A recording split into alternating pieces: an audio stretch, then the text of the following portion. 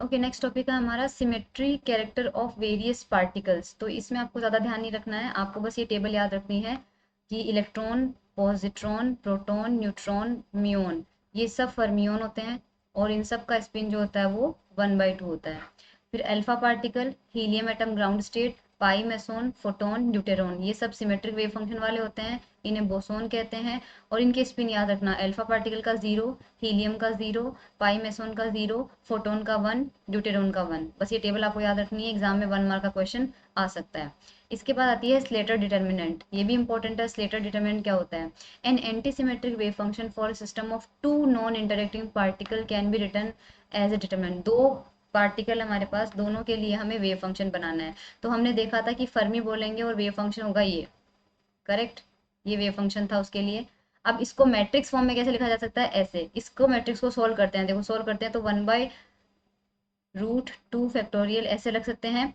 पहले ये इससे मल्टीप्लाई होगा, करेक्ट, तो यहाँ पे आ जाएगा साई A1 साई B2, फिर ये इससे आ जाएगा minus psi B1 psi A2, correct, यही वेव फंक्शन मिल गया जो ऊपर है, right, where 2 factorial is 2। Therefore अगर n पार्टिकल के लिए हमें ये वेव फंक्शन बनाना रहे तो n पार्टिकल के लिए साई फर्मी 1 2 से लेके n तक जाएगा। 1/2 फैक्टोरियल की जगह आएगा 1/n फैक्टोरियल। अब पहली रो में देखो साई A1 साई A2, तो आगे क्या आएगा? साई A3। तो Sai A1 Sai A2 Sai A3 Sai A4 Sai AN, ठीक है। दूसरी लाइन में क्या आ रहा है? साई B1 साई B2, तो Sai B1 Sai B2 Sai B3 Sai BN।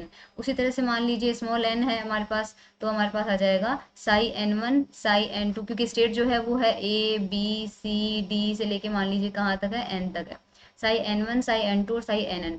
This is called a Slater determinant since the value of this determinant consists of sums and differences of n factorial terms comprised of product of one particle wave function such as this similar simply a linear combination degenerate. Hence, psi Fermi will be a solution of time independent Schrodinger equation। बस इतना याद रखना है आपको Slater determinant का, और कुछ भी याद नहीं रखना है। इसके बाद देखो आपके पास सॉल्व प्रॉब्लम आ जाती है, वो देख लो थोड़ा सा, ये वो खुद ही करना है। Find the real value of a निकालना है। यहाँ पे ए क्या है? नॉर्मलाइजेशन कांस्टेंट है, वो निकालना है आपको। तो जनरल कंडीशन जो होती है हमारे पास ये 1 होती है, और ये आ गया 1/√2।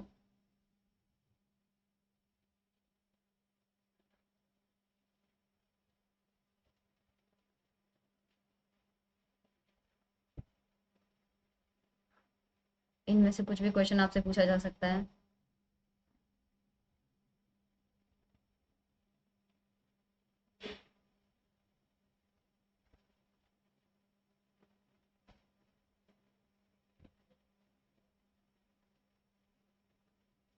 That's it.